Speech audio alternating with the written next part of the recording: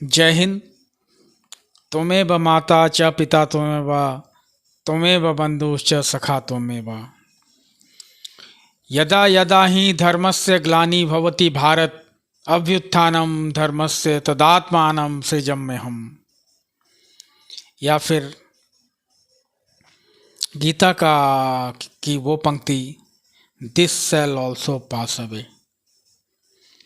आहा, कितना प्यारा, कितना सुंदर और कितना धार्मिक वातावरण महसूस होता है यदि आप इन श्लोकों को पढ़ें तो। मुझे गीता की वो पंक्तियां याद है जिसमें युद्ध के दौरान अर्जुन अपने सारे अस्त्र शस्त्र को रखकर भगवान श्री कृष्ण से पूछता है कि भगवान, मैं इनके सामने खड़ा हूँ जो हमारे चाचा, भाई, गुरु, कुल गुरु, भीष्म पितामह ऐसे महान लोग खड़े हैं और मैं उनके विरुद्ध युद्ध कैसे कर सकता हूँ। भगवान कृष्ण की एक पंक्ति मुझे इतनी छूती है हमेशा, जो मैं भूल नहीं सकता हूँ। भगवान कृष्ण ने सभी कुछ बताने के बाद जो जिस्ट था, उसका जिस्ट ये था कि पार्थ, तुम जिसे अपना चाचा, भाई, गुरु, कुल गुरु, भीष्म पितामह बता रहे हो, क्या तुम इनके कुछ नहीं लगते हो अर्जुन? कितनी गूढ़ बात है। अपने जीवन के हर दिन के कार्यक्रम में भी आप यदि देखेंगे तो इन पंक्तियों का बहुत ही गूढ़ रहस्य और गूढ़ अर्थ आपको देखने को मिलेगा। भीष्म पितामह शांतनु और गंगा के पुत्र, उन्होंने ऐसी प्रतिज्ञा करी कि जिनकी प्रतिज्ञा का नाम, उदाहरण आज भी हम देते हैं। बट वही शांतनु प्रेमवश किसी और स्त्री से प्रेम करने के कारण अपने पुत्र भीष्म से ये प्रतिज्ञा स्वीकार करता है कि आगे का राजपाट वो स्वीकार नहीं करेगा। इसे हम धर्म के ख्याल से देखते हैं तो बहुत धार्मिक विचारधारा महसूस होती है, लेकिन यदि इसे आज के प्रिटेक्स्ट में देखें तो मैं यदि ये कहूँ कि शांतनु एक ऐसे फादर थे जिनका कैरेक्टर खराब था, उनकी पत्नी और पुत्र होते हुए वो किसी और स्त्री के रंग रूप में, जो पहले से ही किसी से विवाहित थी, उससे प्रभावित होकर जो भी कंडीशन रखा गया, उस कंडीशन में पुत्र के इस प्रतिज्ञा को स्वीकार करते हुए और वो शादी के लिए तैयार हुआ। उस युग में हम इसे धर्म के चादर से ढक देते हैं, बट आज के संदर्भ में यदि इसे देखें तो क्या हम उस वैसे फादर को कैरेक्टरलेस नहीं गिनेंगे? अब मैं भीष्म की बात करता हूँ। भीष्म जो बहुत बड़े योद्धा, बहुत बड़े ज्ञानी और बहुत शक्तिशाली व्यक्ति हुआ करते थे उस वक्त, जिनके ऊपर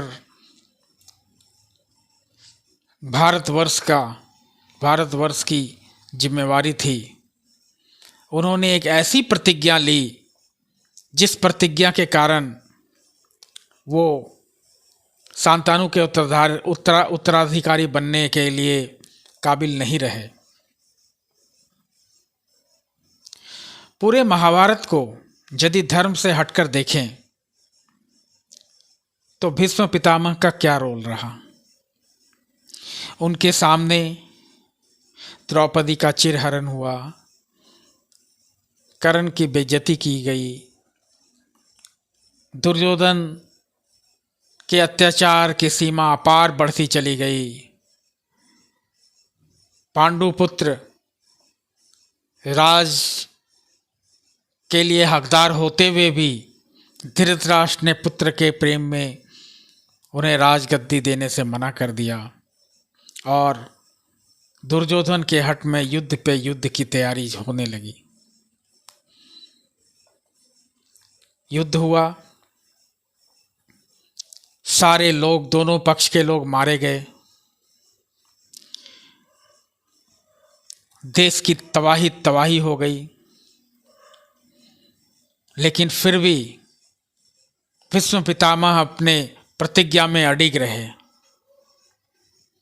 क्या कोई व्यक्ति देश से बड़ा हो सकता है?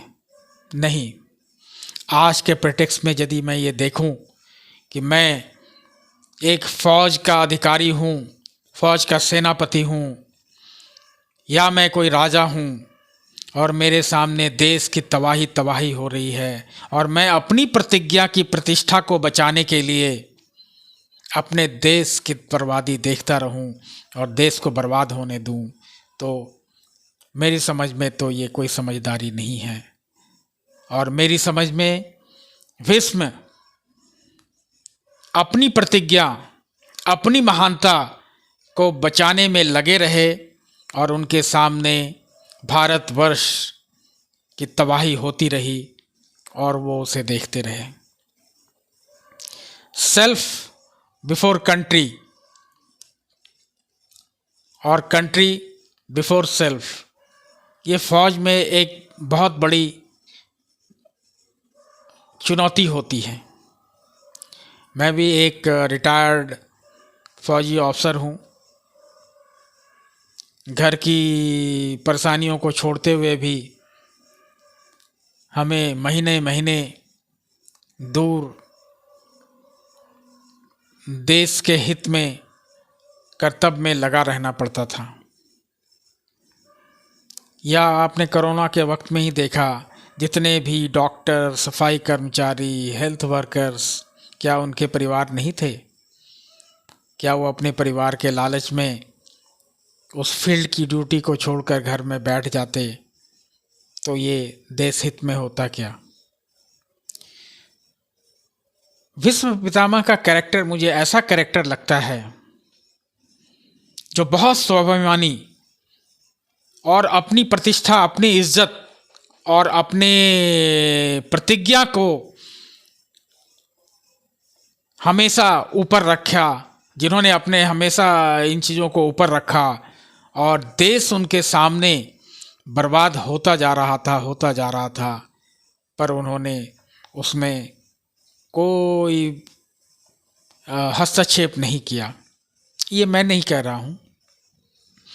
आप महाभारत के अंतिम समय में जब वानों के ऊपर भीष्म पितामह सोए हुए हैं और पांडुपुत्र उनसे मिलने आए हैं, तो उन्होंने अपने शब्दों में यही कहा कि पुत्र, मैं तो अपने प्रतिज्ञा से बंधा रहा, अपनी प्रतिज्ञा के प्रति जागरूक रहा, मेरे सामने देश बर्बाद होता रहा, पूरा वंश का नाश हो गया, लेकिन मैं कुछ नहीं बोल पाया। उन्होंने युधिष्ठिर को ये संदेश भी दिया है कि पुत्र, इस बात को याद रखना, देश सबसे पहले, अपनी प्रतिष्ठा, अपनी मर्यादा सबसे अंत में महत्वपूर्ण होता है।